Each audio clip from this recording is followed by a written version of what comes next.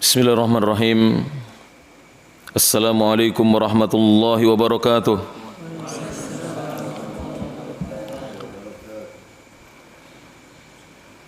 Alhamdulillahi wahdah. Wassalatu wassalamu ala man la nabiyya ba'dah. Wa ala alihi wa sahbihi wa man walah. Wa ba'd. Kita lanjutkan kajian kitab kumpulan 88 Mutiara Faidah edisi yang pertama. Kita masuk pembahasan yang berikutnya. Masih membahas perkataan ulama Ahlus Sunnah wal Jamaah di abad ini. Silakan dibuka kitabnya halaman 60. Poin yang ke-13 berjudul Nikmat Akal. Judulnya adalah Nikmat Akal. Syekh Muqbil bin Hadi Al-Wadi'i rahimahullahu ta'ala rahmatan wasi'ah berkata, kita simak seorang al-muhaddits, ahli hadis min diyaril Yaman, dari negeri Yaman. Gurunya Syekhuna Al-Ustadz Abu Abdurrahman Abdullah Amin hafizahullahu ta'ala. Syekh Muqbil berkata rahimahullah, walasna nanfi, kami ahlu sunnah tidaklah meniadakan, tidaklah menafikan nikmatal akli, nikmatnya akal. Tidak ada ahlu sunnah kemudian menafikan nikmat akal ini, tidak ada. Bahkan Allahu an'ama alaika bi aklin, Allah justru yang telah memberikan karunia kepadamu berupa akal. Jadi akal ini dikaruniakan oleh Allah Subhanahu wa taala kepada kita, yang seharusnya kita syukuri. Dan bentuk syukurnya adalah bukan menentang apa yang datang dari Allah dan Rasulnya. Justru akal kita itu kita gunakan untuk memahami Alkitab wa Sunnah. Maka dari itu beliau mengatakan, lakin, akan tetapi, la litu'aridha, akal itu bukan untuk kamu pertentangkan dengan bihi, dengannya Alkitab wa Sunnah, untuk kamu menentang dengan akal itu, menentang Al-Quran dan Sunnah. Jadi nikmat akal bukan untuk menentang Al-Quran dan Sunnah, bukan untuk melawan Al-Quran dan Sunnah, bukan. Bal, bahkan yang benar adalah litafhama bihil kitab wa sunnah, agar engkau memahami dengan sebab akal yang dikaruniakan oleh Allah kepadamu itu Al-Quran dan As-Sunnah. Jadi akal apa fungsinya? Untuk memahami Al-Quran dan As-Sunnah. Wallahul musta'an, dan hanya Allah zat di mana semua makhluk meminta pertolongan kepadanya, zat yang dimintai pertolongan. Disebutkan ucapan Syekh Muqbil bin Hadi Al-Wadi'i ini rahimahullahu ta'ala rahmatan wasi'ah dalam kitab Ijabatus Sa'ili an Ahammil Masail. Dalam kitab Ijabatus Sa'il, jawaban bagi penanya, an, tentang Ahammil Masail, permasalahan, pertanyaan-pertanyaan yang paling urgen, yang paling penting. Faidah ucapan ulama. Dari ucapan Syekh Muqbil bin Hadi Al-Wadi'i rahmatullah alaih bisa kita ambil beberapa faidah. Yang pertama, Ahlus Sunnah wal Jamaah tidaklah meniadakan manfaat dan fungsi akal. Tidak pernah kita meniadakan manfaat dan fungsi akal. Namun juga kita tidak menyuruh berlebihan di dalam mengagungkan akal sampai mendewakan akal. Kita bukan penghamba kepada akal, kita menghamba kepada Allah Subhanahu wa taala yang telah menciptakan akal itu. Taib. Nanti akan dijelaskan di bawah. Faidah yang kedua, wajib kita mensyukuri nikmat akal. Alhamdulillah banyak manusia atau semua manusia diberi otak, tapi belum tentu otaknya berfungsi, akalnya berfungsi. Jadi otak ada, al-mukh ada, tapi al-aqlu ghairu mujud. Jadi mukhnya, otaknya ada, tapi akalnya tidak ada. Ayam punya otak, punya, tapi akal tidak punya. Kambing punya otak, punya, Sapi punya otak, enak itu dimakan itu. Otaknya sapi dan mahal, tapi akalnya tidak ada. Nah, Tayyib. Al-thalits yang ketiga, faedah yang ketiga, fungsi akal adalah untuk memahami Al-Quran dan As-Sunnah. Ini fungsi akal yang benar. Kita gunakan untuk memahami Al-Quran dan Sunnah. Teramat sangat disayangkan apabila kita diberi akal yang cerdas oleh Allah, tidak kita gunakan untuk memahami Al-Quran dan Sunnah. Ternyata digunakan untuk menghafal lagu-lagu. Kan sayang sekali para jemaah ya. Tidak digunakan untuk menghafalkan Al-Quran dan Sunnah, untuk mempelajari bahasa Arab. Alhamdulillah kita ada ustadz baru yang insya Allah mulai besok mengajar di pesantren ini. Besok siap-siap ya Ustadz Ari, Mas Fatih, Mas Wildan, siapa saja yang ada di sini. Ustadz Adi belajar mulai jam 8 insya Allah. Jadi nanti kalau ada tamu baru Ustadz Adi izin kepada Ustadz Heri untuk menemui tamu ya. Kalau tidak ada tamu belajar. Gunakan waktu untuk belajar ikhwan. Walaupun antum sudah ustadz, jangan tinggalkan menuntut ilmu.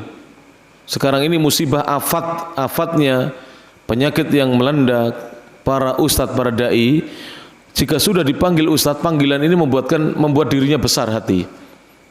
Akhirnya dia tidak mau duduk bersama murid-muridnya lagi. Sudah tidak mau belajar, padahal masih banyak ilmu agama Islam yang belum diketahuinya. Maka duduk di majelis ilmu ini penting.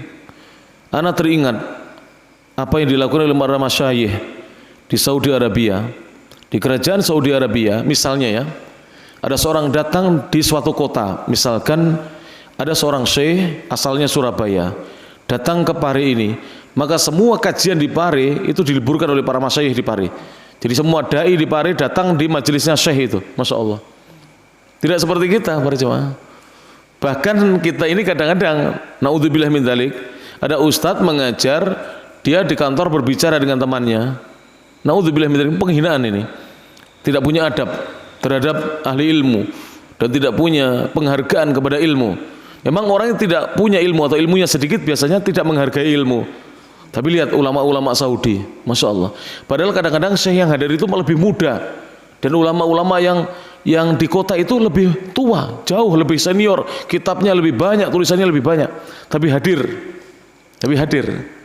Saya pernah ngisi di sebuah pesantren.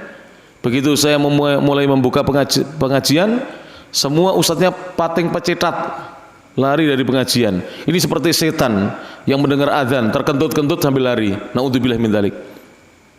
Apa bedanya dengan setan yang ketika mendengar azan lari dari pengajian? Disebutkan dalam Sahih Bukhari, siapa yang datang di depan Allah memuliakan dirinya, siapa yang duduk di belakang Allah malu dari dirinya, dan siapa yang berpaling dari pengajian Allah berpaling dari dirinya. Allah berpaling dari dirinya. Taib. Maka ini pelajaran bagi kita para jemaah. Jangan kita merendahkan ilmu.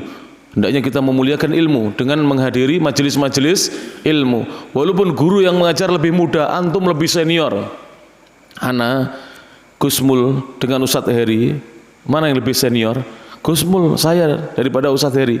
Beliau belum lulus, usianya masih 24 tahun. Seperti anak saya 46 tahun, Gusmul 52 apa 21? 52 tahun coba.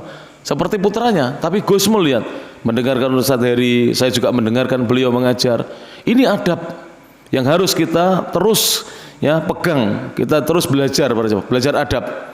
Orang yang menghargai ilmu itulah orang yang betul-betul berilmu. Orang yang tidak menghargai ilmu biasanya ilmunya sedikit. Lihatlah padi, kalau belum berisi dia akan apa? Tegak. Ketika semakin berisi dia akan apa? Menunduk. Begitulah orang yang berilmu. Dia akan menunduk semakin berisi. Tapi kalau belum berilmu, nah tegak seperti tiang listrik, tegak begini ya. Kalau sudah semakin penuh isinya padi itu, semakin menunduk, bahkan ambruk nanti padinya. Demikianlah orang yang berilmu. Maka hendaknya kita terus mencari ilmu. Antum juga harusnya malu ini. Ustadz Ali Mursyid ini sudah pensiun, usianya sudah lebih dari 60, masih belajar dengan kita. Saya ini seperti putranya beliau, ya enggak? Tapi beliau masih duduk di majelis kita. Ini pelajaran-pelajaran yang harus kita terus ini. Abah Mahfud ini, Mbah Kiai Abah Mahfud ini, masya Allah. Beliau tetap hadir di majelis kita. Padahal beliau kiai kita, tapi tetap hadir, masya Allah.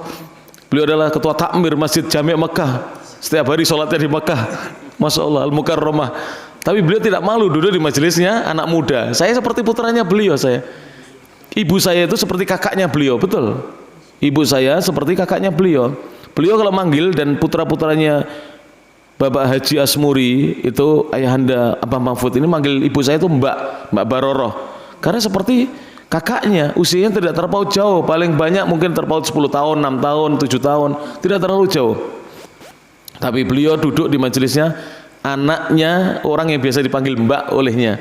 Ini adalah pelajaran yang berharga para jemaah, agar kita tidak merendahkan ilmu, bukan merendahkan gurunya, merendahkan ilmu, menyepelekan ilmu, tidak memuliakan ilmu.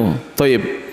Jadi fungsi akal adalah untuk apa? Untuk memahami Al-Quran dan Sunnah, dan bukan untuk menentangnya serta menolak keduanya dengan dalih, bukan dengan dalil ya, dengan dalih bahwa keduanya tidak bisa diterima dengan akal. Jadi dalihnya orang-orang yang menentang Al-Quran dan Sunnah terkadang mengatakan Al-Quran dan Sunnah tidak bisa diterima oleh akal. Taib. Yang keempat, faidah yang keempat, haramnya mendahulukan akal atas Al-Quran dan As-Sunnah, karena hal itu adalah metode beragamanya kaum Mu'tazilah. Jadi manhajnya metode beragama. Metode beragama itu bahasa Arabnya manhaj, manhaj atau minhaj. Jadi minhaj atau manhaj atau nahj. Nahjunya kaum Mu'tazilah adalah yaitu mereka kaum penghamba akal. Jadi itu adalah metode beragamanya kaum Mu'tazilah, kaum penghamba akal yang rusak, metode beragama yang rusak dan menyimpang dari manhaj, dari metode beragamanya salafus salih ahlus sunnati wal jamaah. Apa metode mereka? Taqdimul aqli ala nuqul atau taqdimul aqli ala naqli. Mereka kaum Mu'tazilah mendahulukan akal atas penukilan, atas nukilan-nukilan. Jadi Al-Quran itu ditaruh belakang kalau tidak sesuai dengan akalnya. Kalau akal mereka tidak bisa memahami hadis, hadisnya yang ditaruh belakang, akalnya disuruh maju ke depan. Naudzubillahi min dzalik. Maka ini adalah merusak fungsi akal. Fungsi akal bukan untuk menolak Al-Quran dan Sunnah. Seharusnya kalau akal kita belum bisa menjangkau, kita imani. Pendekatannya bukan akal, tapi apa? Iman. Dulu ada di Mesir itu para ikhwah, dokter, sudah dokter, sudah S3 sekolahnya. Jadi dokter sudah dokter, menolak bahwa apabila ada lalat dia masuk ke dalam minuman salah seorang di antara kita, disuruh mencelupkan oleh Nabi, kemudian dientas, kemudian minuman diminum. Katanya ini Islam agama menjijikkan, jorok sekali katanya. Terus ada syekh dari Mesir, ditantang masih, sekarang teliti, saya masukkan teliti katanya. Coba, ternyata diteliti, satu sayap itu mengandung racun, satu sayap mengandung penawarnya. Akhirnya dia menulis satu jurnal mengatakan bahwa hadis itu harus didahulukan daripada akal. Harus didahulukan daripada apa? Akal. Wallahu a'lam bishawab. Subhanakallahumma bihamdik, asyhadu an la ilaha illa anta, astaghfiruka wa atubu ilaik, wa akhiru da'wana alhamdulillahirabbil alamin. Untuk